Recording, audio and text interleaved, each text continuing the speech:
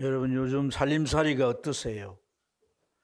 체감 경기가 참 이렇게 많이 어렵고 힘들어졌다라는 얘기를 많이 하는데, 그저 제가 아내를 따라 마트를 갔는데 이리저리 보면서 물가를 보니까 참 예상은 했지만 깜짝 놀랐어요. 마트를 이제 가는 거 제 소관이 아니고 이제 아내 소관이기 때문에 오랜만에 따라갔다가 참 이 물가가 이렇게도 많이 올랐는가. 뭐 옛날에 뭐 얼마 전에 5배 뭐 이런 식으로 얘기를 했는데, 참 성도들이 그 월급이나 또 수입은 한정되어 있는데 생활비는 이렇게 엄청나게 늘어나니까 참 고충이 여간 아니겠구나 하는 생각이 들었습니다. 사실 교회도 재정적으로 많이 어렵습니다. 재정이 전에 비해서 한 3분의 1 정도가 줄어들어서 적자 운영이 되고 있는 상황이에요. 참 우리 모두가 이렇게 어려운, 경제적인 어려운 이 현실 속에 있는 것 같은데, 이런 상황들을 제가 생각하면서 어떤 말씀을 준비해서 성도들에게 전할까? 경제적으로 많이 위축되어 있는 성도들에게 어떤 말씀이 힘과 소망이 될까 생각을 했어요. 그래서 오늘 이 본문을 선택을 해서 우리가 같이 읽었는데요. 오늘 이 본문의 말씀의 주제는 언약이에요. 언약. 한번 따라해 봅시다. 언약. 그래서 모압에서 언약을 세우면서 모압 언약이라고 하는데, 사실 여기에 깔려 있는 것, 또 언약의 어떤 그 결과적인 것은 축복이에요. 축복.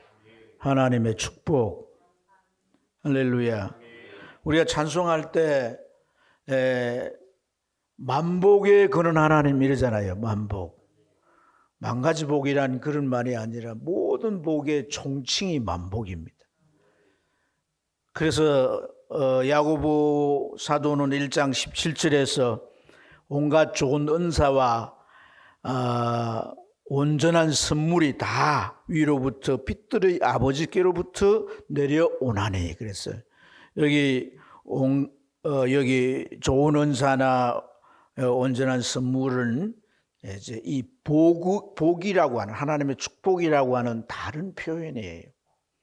그것이 다 어디로부터 온다고요? 하나님께로부터 온다고. 아멘. 아멘. 복이 하나님께로부터 온다. 이 성경에만 기록되어 있는 이제 말씀이 아니라 또 우리의 삶 속에 실제 체험이 되기를 축복합니다. 히브리서 6장 14절에 보면 하나님께서 아브라함에게 그렇게 말합니다. 아브라함아, 내가 반드시 너를 복 주고 복 주며 너를 번성하게 하고 번성하게 하리라, 이렇게 말씀했어요. 그냥 복을 주는 것에도 엄청난 건데, 복을 주고 복 주되 번성하게 하고 또 번성하게 하리라, 이렇게 반복해서 강조하는 것은 반드시 그렇게 하시겠다는 것이고, 부족함이 없이 하나님께서 만복과 같은 복으로 이 아브라함에게 부어주시고 또 그렇게 축복하시겠다는 말씀인 줄로 믿습니다. 하나님은 우리를 복 주시는 분이세요. 아멘. 근데 하나님께서 복을 주시는 방식을 우리가 좀 살펴볼 필요가 있습니다. 오늘 이 말씀 속에는 하나님께서 복을 주시는데 그 방식이 있어요. 방식이. 자, 우리가 읽었던 1절 보면 호렙에서 이스라엘 자손과 세우신 언약 외에 여호와께서 모세에게 명령하여 모압 땅에서 그들과 세우신 언약의 말씀은 이러하니라, 이렇게 기록하고 있는데, 여기에서 이 언약이라고 하는 이 주제가 두 번 이스라엘에게 주어졌다는 것을 알 수 있잖아요. 그렇죠. 그래서 이 먼저 주어진 언약은 호렙에서 하나님께서 언약을 주셨는데, 이 호렙이라고 하는 곳은 산이에요. 호렙산 들어보셨죠? 이스라엘 백성이 애굽에서 나와가지고 1년 동안 어디에 집결에서 있었느냐 하면 호렙산 아래서 집결에 있게 됩니다. 그리고 모세는 어디로 올라가요? 산 위로 올라가서 하나님의 십계명을 받고 또 여러 가지 율법을 받아와서 이스라엘 백성들에게 하나님의 언약으로 선포한 줄로 믿습니다. 이걸 호렙 언약이라 그래요.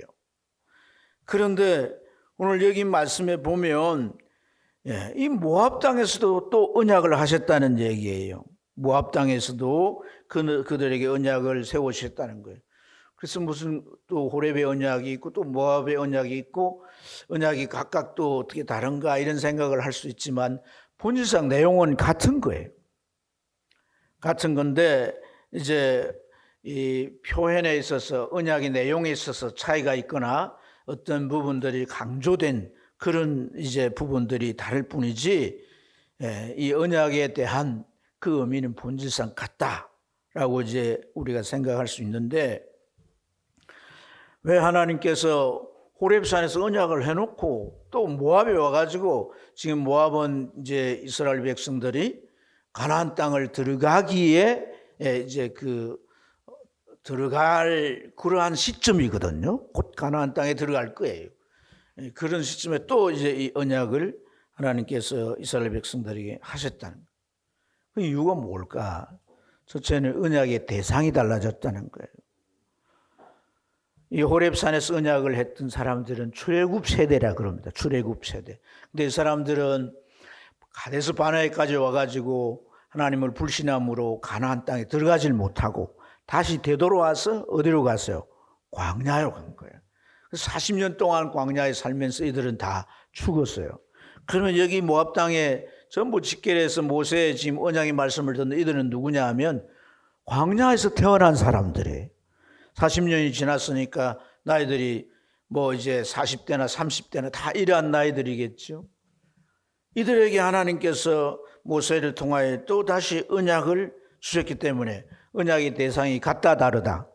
다르다는 거예요. 뿐만 아니라 다음은 이런 언약이라고 하는 것은 하나님의 뭐예요? 약속이죠. 하나님의 약속이죠. 네가 이렇게 하면 내가 이렇게 하겠다. 이런 약속이란 말이죠. 그러면 내가 이렇게 했더니 하나님이 이렇게 해 주셨다는 것은 결과적으로 뭐예요? 하나님에 대한 체험이에요. 체험. 이 체험이 축복과 연결되어 있다는 것입니다. 할렐루야. 할렐루야.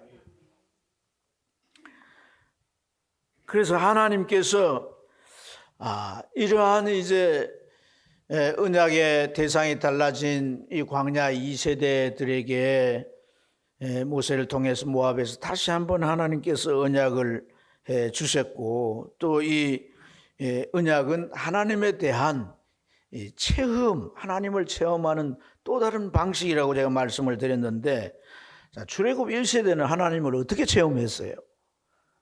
여기 2절과 3절 내용에 잘 설명해 주고 있습니다. 2절과 3절 내용 우리 읽었듯이 모세가 온 이스라엘을 소집하고 그들에게 이르되 여호와께서 애굽 땅에서 너의 목전에서 바로와 그의 모든 신하와 그 온 땅에 행하신 모든 일을 너희가 보았나니. 그러니까 바로가 다스리는 애굽 땅에서 그들이 종이 되어 있고 노예 생활하는데 그곳에서 하나님께서 이 바로나 그의 신하들이나 온 땅에 행한 일이 있었다는 거죠. 그 행한 모든 일이 그 다음 3절에서 설명을 하는 거예요. 뭐예요? 큰 시험과 이적과 큰 기사를 내 눈으로 보았지 않느냐는 거예요. 이런 하나님의 모든 일은 이 이스라엘 백성들을 출애굽하도록 하나님이 일으킨 역사인 줄로 믿습니다. 그러니까 이것은 뭐냐면 이 노예의 속박에서 벗어나도록 그 종살이를 이제는 다 벗어나 자유하도록 하기 위해서 하나님이 베푸신 역사들이란 말이죠. 그래서 큰 이적을 행하시고 기적을 행하시고 하나님이 기사를 행하셔서 보라고 두산 뚫게 하시고 온 땅에 그렇게 해서 이스라엘 백성들을 놓아주지 않을 수밖에 없는 상황이 되게 하셔서 그들이 애굽 땅에서 나온 줄로 믿습니다. 이걸 우리말로 표현하면 구원이란 거예요. 구원. 할렐루야. 그래서 그러한 이 10가지 재앙이나 홍해가 갈라지게 하는 거나 또 광야에서 그들에게 반석에 물을 내게 하셔서 마시게 하거나 너무 더우니까 낮에는 구름 기둥으로 밤에는 또 추우니까 불 기둥으로 그들을 보호하시고 그들에게 또 만나를 먹이시면서 인도에 오셨던 이 모든 기적, 이 기적은 구원을 위해서 그렇게 하셨다는 거예요. 구원의 복을 받았던 거죠. 할렐루야. 그런데 이 모압 땅에서 받는 언약, 광야 2세대들이 이제 받는 언약은 구원에 대한 언약을 받을 필요 있을까 없을까요? 이미 구원 받았으니까. 할렐루야. 그래서 또 다른 하나님을 체험하는 은혜가 필요한 거예요. 그것을 하나님은 언약하셨다는 거예요. 언약. 그러면 이 모압의 언약이라고 하는 것은 뭐냐는 거예요. 우리가 읽지는 않았지만 28장의 내용이라고 할 수가 있습니다. 28장의 내용을 제가 조금 소개를 해드리면 1절부터 보면 엄청난 축복이 선언이 되는데요. 여러분 놀라지 마세요. 내가 하나님 여호와의 말씀을 삼가 듣고 내가 오늘 내게 명령하는 그의 모든 명령을 지켜 행하면 내 하나님 여호와께서 그 다음 대목에서 놀라 자빠질 일인데요. 너를 세계 모든 민족 위에 뛰어나게 하실 것이라. 그냥 아멘하고만 해요. 이렇게 소스라치게 놀라면서 뒤로 넘어질 줄 아는데 정말 강심장이십니다. 세계 모든 민족 위에 뛰어나게 하실 것이다. 사실일까요? 아닐까요? 유대 민족은요, 모든 세계 열방의 민족들보다 뛰어난 것이 노벨상으로 증명됩니다. 노벨상을 가장 많이 비율로 치면 엄청나죠. 얼마나 작은 땅에 인구도 얼마나 작습니까? 그런데도 노벨상을 가장 많이 타고 세계 경제를 좌우하는 그런 이 경제권을 쥔 사람들, 이런 사람들이 유대인이 굉장히 많습니다. 요즘 인터넷 시대인데 인터넷에서 이 페이스북이라든지 다 유대인 자손입니다. 유대인 자손. 록펠러도 유대인계입니다, 여러분. 많습니다. 열거 다 못해요. 정치도 마찬가지예요. 대표적인 사람이 이제 은퇴했지만 키신저 같은 사람. 그 이후에도 정치를 하는 모든 이제 사람들 가운데도 많습니다. 교육 어떤 분야이든지 유대인들이 탑에 올라가 있는, 하나님께서 약속하신 대로 세계 모든 민족 위에 너희를 뛰어나게 할 것이다. 할렐루야. 이보다 더 높은 지혜의 복이 어디 있습니까? 뿐만 아니라 3절부터 6절 말씀에 보면 가정과 산업의 복을 주신다고 말씀했는데 딱 요약해서 표현하면 들어가도 복을 받고 나가도 복을 받는다는 거예요. 떡반죽 그릇에 네가 하는 모든 네 손에 하는 일에 복이 부어진다는 거예요. 들어가도 복을 받고 나가도 복을 받고. 옆 사람에게 그렇게 한번 복을 빌어줍시다. 들어가도 복을 받으시고 나가도 복을 받으시고. 왜 빌어주는데 그렇게 인색하세요? 좀 열과 성을 다해가지고 들어가도 복을 받습니다. 나가도 복을 받습니다. 이렇게 좀 적극적으로 복을 빌어주면 좋겠습니다. 여러분, 사방에 적이 있다 할지라도 하나님이 딱 보하신다는 거예요.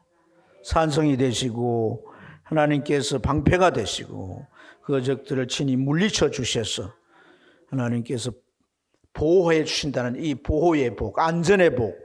할렐루야. 그리고 그들의 창고를 넘치게 하사 부욕해 되는 이러한 축복을 약속하십니다. 체험을 하는데 어떤 체험을 합니까? 하나님을 축복으로 체험을 하는 거예요. 축복으로 체험하는 거예요. 어디서? 가나안 땅에 사는 동안에. 할렐루야. 가나안 땅에 사는 동안 그들은 하나님으로부터 이러한 축복을 체험합니다.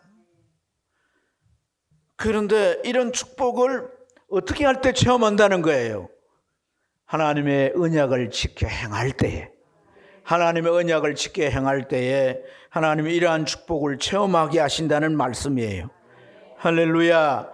근데 28장에는 참 우리가 참 이 말씀을 읽어보면 마음이 막 이렇게 쪼릿쪼릿 쭈그러들고 막 불안도 할 수 있는 또 하나의 말씀이 있어요. 그것이 뭐냐면 하나님께서 어떤 경우에는 하나님이 저주도 하시고 벌도 내리신다는 말씀이에요. 하나님께서 주신 언약을 거역하고 계속해서 불순종하면 하나님께서 축복하신 그 내용들의 그 반대로 하나님께서 징계도 하시고 우리의 삶의 고통도 주신다는 말씀을 하셨습니다.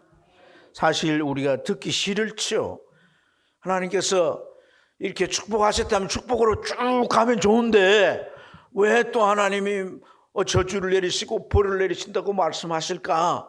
이랬다 저랬다 변덕스러우신 하나님이신가? 그렇지 않습니다. 13절 말씀에서 그 이유를 말씀해 주고 있습니다. 우리 13절 같이 한번 읽어볼까요? 읽겠습니다. 시작. 여호와께서 내게 말씀하신 대로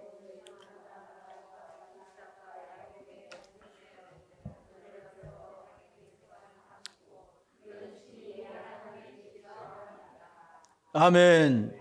하나님께서 선조들에게 맹세하신 대로 오늘 너를 세워 자기 백성을 삼으시고 하나님은 친히 네 하나님이 되시려 합니다. 하나님의 백성이 되는 게 그냥 이름만 붙여대는 거 아니잖아요. 그렇죠? 그리스도인이라는 그러한 호칭을 안디옥 사람들이 붙여줬습니다. 그런데 안디옥 사람들이 그냥 붙여준 게 아니야. 1년 동안 예수 믿는다는 사람들이 모여 사는데 그러한 사람들의 삶의 모습을 보고 저 사람들은 그리스도인이다 이렇게 붙여줬어요. 그것은 뭘 의미하겠습니까? 하나님께서 모압 땅에서 언약하신 더 본질적인 언약, 호렙산에서 말씀하신 그 언약들, 10계명을 포함해서 또 613가지의 규례들인 그 언약들을 지켜 행할 때에 하나님의 백성이 되는 것이죠. 하나님의 백성으로 드러나는 줄 믿습니다. 하나님의 백성으로 차별되는 줄 믿습니다. 하나님의 백성의 모습으로 이제 이 땅 가운데 살기 때문에 저들은 하나님의 백성이네 이렇게 불려질 수가 있는 줄로 믿습니다. 그러니까 축복도 하나님에 대한 경험이고 징계받아서 벌을 받는 것도 경험이에요. 근데 그 경험은 나쁜 경험이 아니라 내가 잘못했으니까 내게 원인이 있는 거예요. 내게 문제가 있는 거예요. 근데 하나님께서 그 징계를 통해서 어떻게 합니까? 우리를 하나님의 백성으로 고쳐가시는 거예요. 하나님의 백성으로 변화시켜 가시는 거예요. 하나님의 백성답게 만드시는 거예요. 그렇게 해서 이것을 허용하심으로 그 징계도 때로는 저주도 하나님을 체험하는 것이라는 거예요. 그래서 고난이 내게 유익하다. 하나님의 말씀을 내가 알게 되었다고 고백하지 않습니까? 모세는 모압 땅에서 이제 결국 죽게 됩니다. 느보산이라고 하는 산이 그 땅 그곳에서 바로 올라가면 산인데 그 산에 올라가서 저 가나안 땅을 바라보고 죽습니다. 모세는 가나안 땅에 못 들어가고. 그래서 이 마지막에 이제 이 신명기라고 하는 이 내용의 말씀을 통해서 네 편의 설교를 하는데 이 지금 말씀은 마지막 설교거든. 마지막 설교를 하면서 백성들의 언약을 말씀한 것이란 말이에요. 이러한 이 모세가 말씀한 말씀 속에는 참 모세 마음에 결연한 그러한 마음의 중심과 그 마음의 간절함이 있습니다. 왜냐하면 그와 함께 애굽 땅에서 나온 출애굽 1세대들은 실패했기 때문에. 그런데 자기 앞에 있는 이 광야 2세대 이들은 반드시 성공해야 된다는 거예요. 가나안 땅에 들어갈 뿐 아니라 그 땅에 들어가서 하나님의 복을 체험하고 하나님의 백성으로 그들이 우뚝 서길 원하는 거예요. 그래서 세계에 뛰어난 민족이 되길 원하고 하나님의 축복이 넘쳐 흘러서 정말 저들은 누가 봐도 하나님의 백성임을 단박에 알 수 있도록 그렇게 되었으면 하는 소원이 그 마음 안에 불붙듯 간절하기 때문에 오늘 이렇게 유언같이 당부하는 줄로 믿습니다. 여러분 그냥 말만 해서 사람이 말을 쫙 알아듣고 착착착 하면 얼마나 좋을까요? 신앙생활이. 여러분, 제가 지금까지 여러분들에게 참 오랫동안 설교를 하나님 말씀 전해 들었지만 그 말씀대로 내가 막 아멘 할렐루야 하고 그 다음에 바로 순종하고 그랬던 적이 얼마나 있을까요? 그렇군. 그렇네. 그것에 지나지 않거나 또는 어제 저녁 늦게까지 일하거나 또 내가 보고 싶은 드라마를 봤고 이러면 또 잠이 와가지고 졸거나.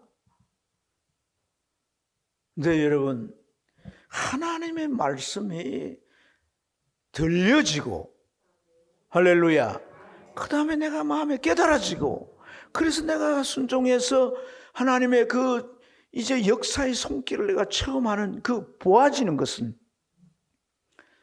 사실 우리의 어떤 노력과 소관에 의한 것이 아닙니다.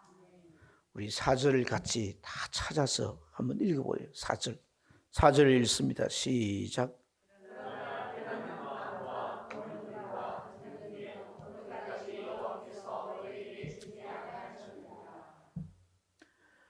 이 세 가지의 중요한 표현이 나옵니다. 첫째는 뭐예요? 깨달는 마음. 두 번째, 보는 눈. 세 번째, 듣는 귀. 근데 그걸 누가 안 줬다고요?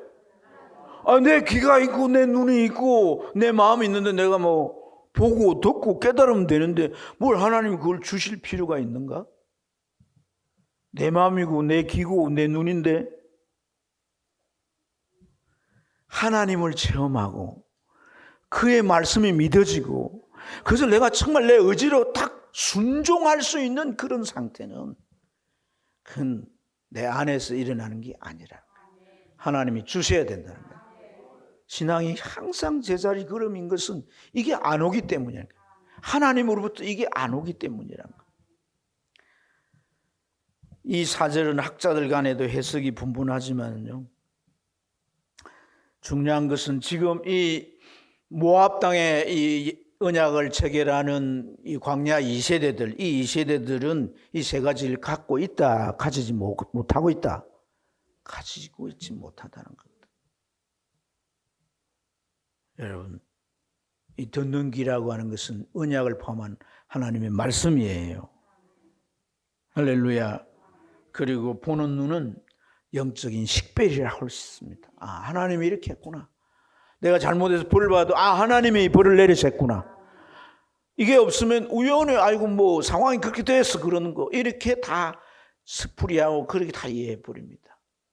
그렇지만은 이 눈, 하나님이 열어주신 눈이 열리면 하나님이 이렇게 하시구나 깨닫게 되는 겁니다. 아멘. 깨달은 마음. 이 깨달은 마음은 어떤 마음이냐면 낮추어진 마음. 사람 앞에 내가 낮추어진 마음도 물론 필요하겠지만 특히 우리는 하나님 말씀 앞에 낮추어진 마음이 돼야 돼요. 아멘. 하나님 말씀 앞에 겸손히 낮추어진 마음이 돼서 오늘 증거하는 저 메신지 입에서 하나님이 내게 어떤 말씀을 들려주실까, 우리가 마음을 낮추어서 겸손히 겸허히 청종하는 이런 자세가 필요한 줄로 믿습니다. 이런 마음이 돼야 순종이 가능하다는 거예요. 순종이 가능하다. 그래서 이런 마음을 신명기 10장 16절에는 마음의 할례를 받았다는, 할례는 남자들이 생식기에 받는 건데 그게 뭘 표현하냐면 마음을 할례를 받게 했다고 표현합니다. 그리고 30장에 넘어가면 하나님이 너희 마음에 할례를 주신다고 말해요. 이 마음의 할례라고 하는 것은 결국 뭐냐면 깨달은 마음 상태가 되는 거예요. 아멘. 주님이 그랬잖아요. 내 양은 내 음성을 듣고 나를 뭐 한다고 그랬어요? 따른다 그래요. 따른다. 할렐루야. 따를 수 있는 마음이 깨달은 마음이에요.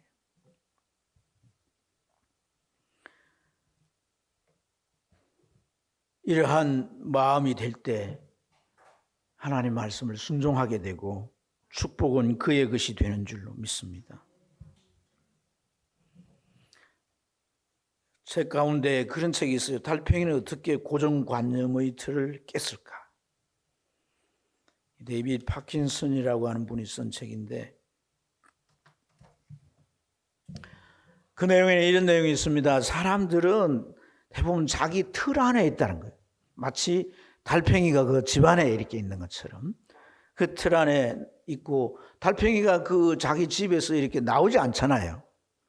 그 틀을 벗어나지 못하고 있는 생각의 울타리, 자기 사고방식의 이런 이 고정관념에 이 집에서 벗어나는 거예요. 그래서 자기 방식대로 살기만을 고집하는데 이런 삶을 계속 살게 되면 자신의 성공을 가로막는다는 거예요.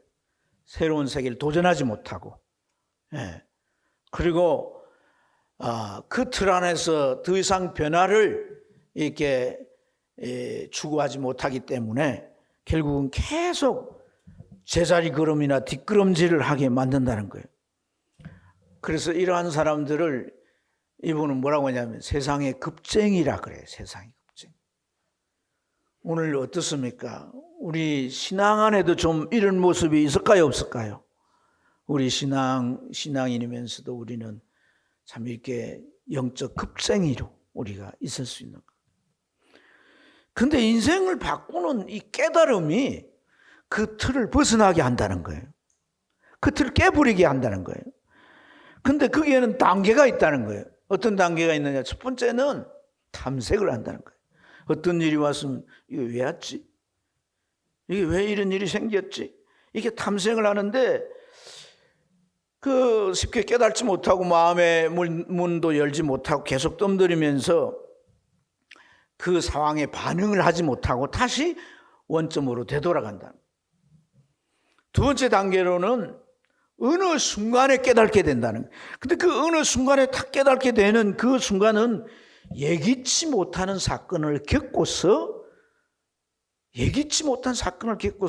나중에 깨닫게 된다는 거예요. C.S. 루이스는 그런 얘기예요. 고통은 영혼을 깨우는 확성기다.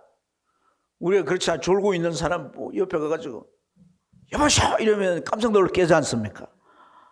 예. 영혼을 깨우는 확성기.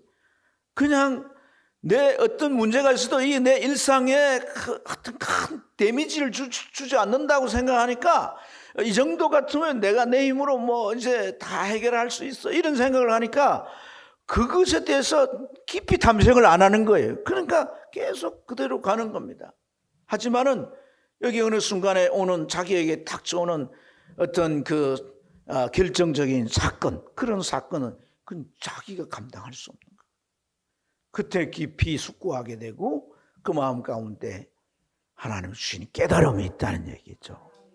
근데 그때부터 그 사건을 통해서 깨닫게 되면 이해가 되어지는 거예요. 이게 무엇인가? 이게 하나님 왜 이런 것들을 허락하셨는가? 그게 이해가 되어지면서 그 다음에 마음과 행동에 변화가 일어난다.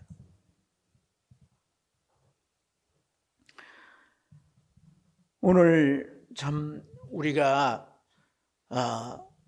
이 깨달은 마음을 가져야 할 것입니다.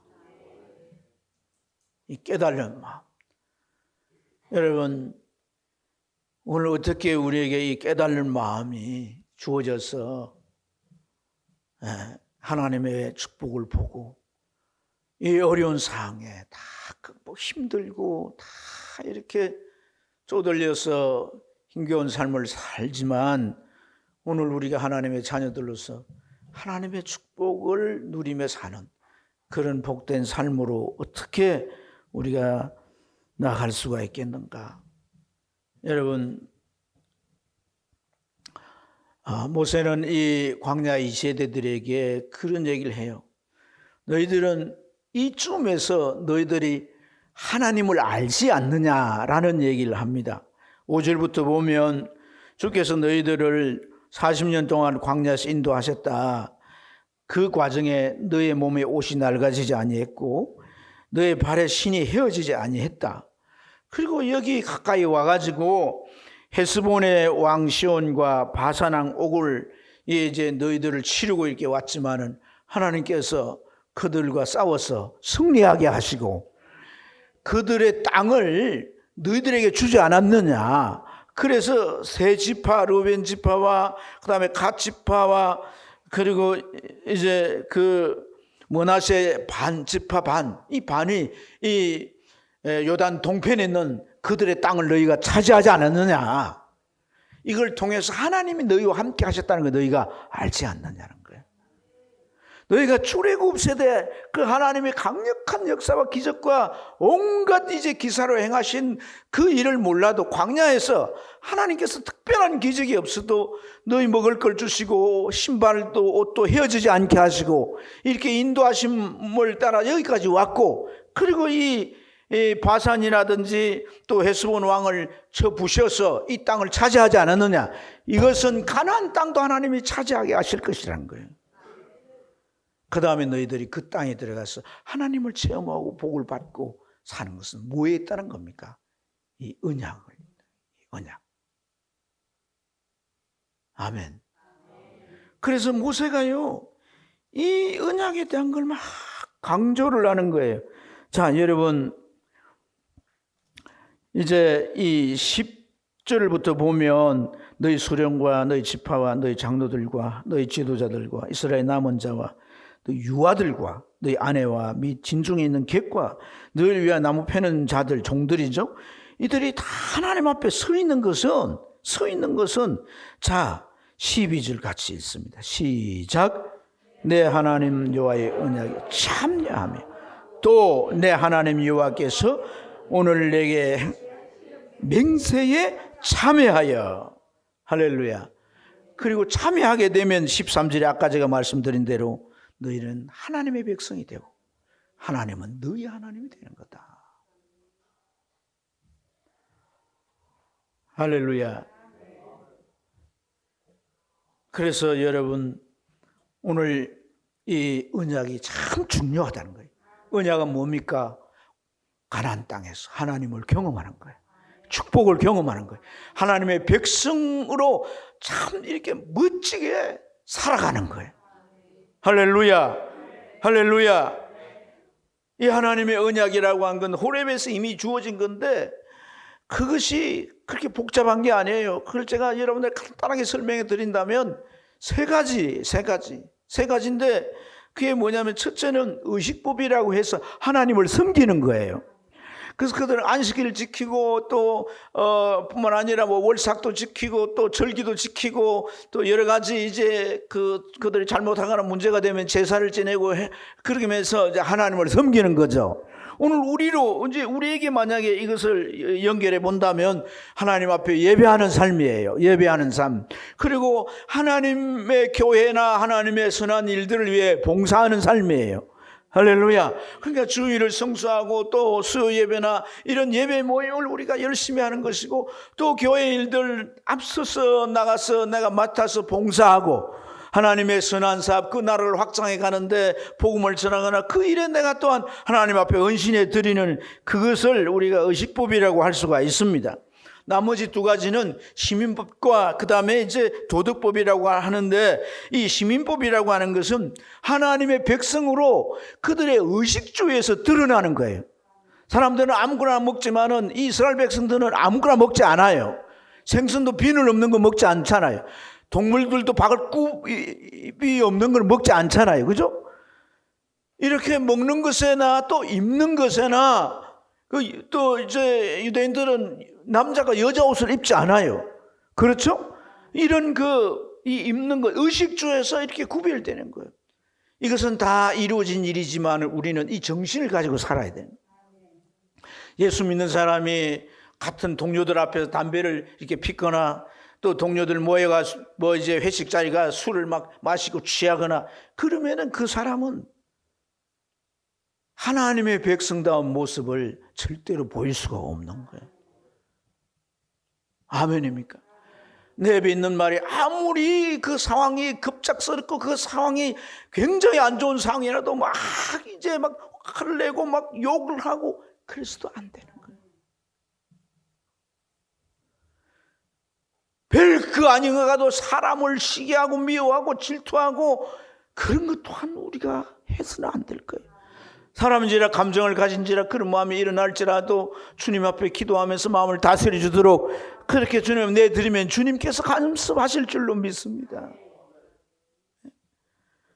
뿐만 아니라 여기 도덕법이라고 하는 것은 구약에는 십계명과 관련된 규례들인데 주님은 산상보훈을 통해서 이 도덕법을 완성시켜 주셨어요.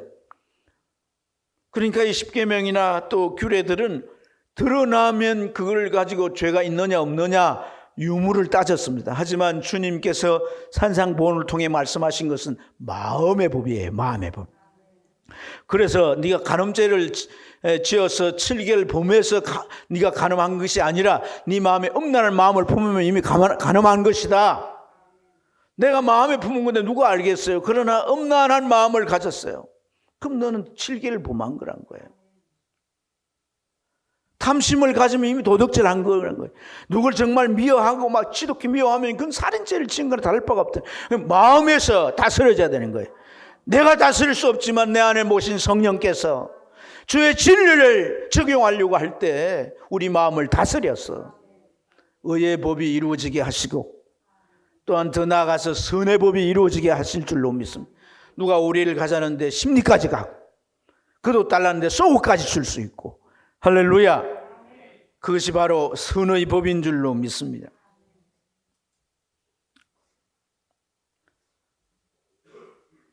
이렇게 우리가 살면 하나님은 우리를 축복하신다. 축복하신다. 제 말이 여기 성경이에요. 성경이잖아요. 29절 말씀에 보면 감추인 일은 우리 하나님 여호와께 속하였거니와 나타난 일은 영원히 우리와 우리 자손에게 속하였나니 이는 우리에게 이 율법의 모든 말씀을 행하게 하려 하십니다. 감추어진 일은 뭐예요? 미래 일이죠, 그죠? 가나안 땅에 들어가서 할 일이야 그 말이에요. 그런데 나타난 일은 뭐예요? 나타난 일, 율법을 순종하는 일이에요. 가나안 땅에 들어가서 또한 그들이 행해야 할 일인 줄로 믿습니다. 각각 속해 있다는 것은 각자의 역할이란 거예요. 무슨 말이냐면 감추어질 일, 하나님께서 율법을 지킬 때 축복하신다는 이 축복은 하나님의 역할이라는 거예요. 하지만 율법을 지켜 순종하는 것, 하나님의 언약을 지켜 순종하는 것, 율법이라 하지 않고 언약이라 하잖아요. 하나님 축복을 약속하셨다는 거죠. 그 약속을 따라 일한 하나님의 백성답게 사는 이 하나님을 섬기고 하나님의 백성답게 살고 의를 행하고 선을 행하는 이러한 삶을 살게 되면 그를 축복하시는 일은 하나님의 일이라는 거예요. 할렐루야. 그래서 하나님의 말씀을 순종하는 몫은 저와 여러분의 몫인 줄로 믿습니다. 예수님께서 마태복음 13장 16절에 그런 말씀을 하셨어요. 그 앞절에 보면 사람들 가운데는 정말 귀를 막고 말씀을 듣지 않고 그리고 정말 끝까지 자기 틀 안에 갇혀 지 마음대로 사는 사람들이 있다. 하지만 너희 눈은 봄으로 너희 귀는 들음으로 복이 있도다. 복이 있기를 축복합니다. 복이 있기를 축복. 아무리 세상에 어려도 복을 주신 이가 하나님이시길 믿습니까?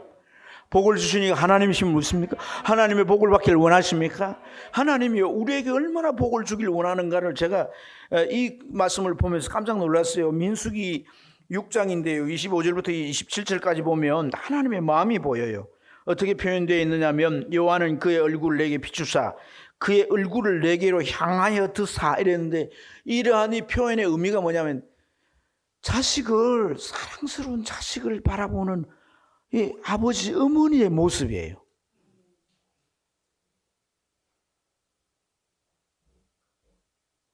그 사랑스러운 자식을 바라보는 아버지 어머니의 모습으로 되어 있고요. 27절에 내가 그들에게 복을 주리라고 이 내가라고 하는 이러한 이제 인칭은 강세행이에요. 강세행이란 건 강조를 하는 건데 보통 동사에는 이 동사에는 인칭 대명사를 쓰지 않습니다. 내가, 네가 이렇게 안 씁니다. 왜냐하면 동사 안에 이미 이 히브리어에는 동사 안에 내가가 다 들어 있어요. 동사 안에는 이미 인칭이나 시제까지 다 들어있어요. 그렇기 때문에 쓰지 않습니다. 그럼에도 불구하고 이 내가라고 하는 강세형을 붙인 것은 반드시 그렇게 하겠다는 거예요. 강조행입니다. 강조. 하나님께서 그래서 굳이 붙였습니다. 내가 그들에게 복을 주리라. 내가 너에게 복을 주리라. 사랑하는 아들아, 사랑하는 딸아, 내가 너에게 복을 주리라. 내가 주리라. 내가 주리라. 그렇게 말씀하시는 거예요. 할렐루야.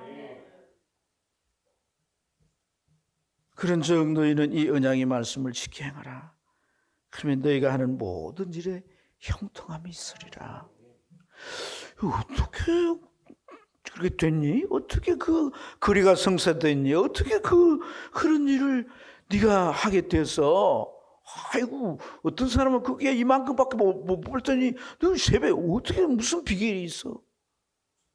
우리 삶 속에 행해진 사배도 여러분 그렇게 질문하면서 그들이 조금 넘어서 참 삶을 보면 신앙인이네, 그리스도인이네. 하나님 복을 주셨고. 사랑하는 여러분, 이 언약의 말씀은요 짐이라고 생각하지 마세요. 하나님이 얼마나 축복을 하기를 원하시면 여기 앞을 쭉 이렇게 넘어가 보시면요 에발산이라는 산이 있고요. 또 한 산이 뭐예요? 무슨 산이에요? 네? 그리심산. 에발산이 그리심산이 이렇게 어디 딱 마주보고 있어요. 산이 마주. 바위 같은 산에는 그죠? 바위에 회색칠을 해놓고 가운데는 이스라엘 백성을 다 이렇게 모아놓고 그 회색칠을 해놓고 뭘 쓰냐? 하나님의 십계명을 쓰고 그 다음에 중요한 율법들을 다 기록을 해놔요. 그리고 복과 저주에 대해서도 너희가 이렇게 하면 복을 받는다. 너희는 아멘해라. 아멘합니다. 너희가 이렇게 하면 저주를 받는다. 그것도 아멘해라. 아멘하는 거예요. 그리고 뭐라고 해요? 하나님의 축복이 멀리 있는 게 아니라 너희 가까이 있다는 거예요. 여러분 가장 가까이 있는 게 뭐예요 지금? 가까이 있는 게 뭐예요? 성경 아니에요. 성경 아니에요. 멀리 있는 거 아니에요. 가까이 있는 거예요. 그래서 이 언약을 여러분들이 어떻게 생각해야 되냐면 아이고 이거 묵은 짐 이렇게 살면 얼마나 불편해. 이거 내가 자존심 상하고 손해를 봐야 되고 나 싫어. 나 못해. 그렇게 생각하면 죽어도 못해요. 이게 뭐라고 생각해야 돼? 복이라고. 딩동댕. 누가 그렇게 얘기했어? 복이라고 생각해. 하나님의 말씀이 복이다. 하나님의 말씀 복이. 옆 사람한테 그게 하나님의 말씀 복입니다. 그대로 살래요? 안 살래요? 좀 그거를 막 강조를 해도 됩니다. 하나님 말씀 뭐다고요? 복이라. 복. 하나님 말씀 복이라. 하나님 말씀이 돈이라. 하나님 말씀이 높은 지혜를 얻는 거라. 하나님 말씀이 잘 되는 것이라. 하나님 말씀이 당신들을 출세하게 하는 거고 하나님 말씀이 당신들을 성공하게 하는 거야. 그렇게 받아들여야 돼요. 아이고 이대로 살면 나를 어떻게 하라고. 내가 성질대로 못 써. 그 성질 주기에 복을 받으면 성질 주기 복을 받지. 회사에서 니 나가라 그런데도 못 나가겠다고 막 반장 다리 잡고 과장 잡고 왜 그래요? 먹고 살아야 되니까. 먹고 사는 복이 하나님으로부터 오는 거예요. 사랑하는 여러분. 그게 복이라. 십계명 다음 주 외워오세요. 아멘입니까? 산상보훈 외워오세요. 자꾸 하면 이제 늘어날까 봐 여러분 눈빛이 달라지는데 여러분 그렇게 한번 살아서 목사님 말씀도 내가 복 받았어요.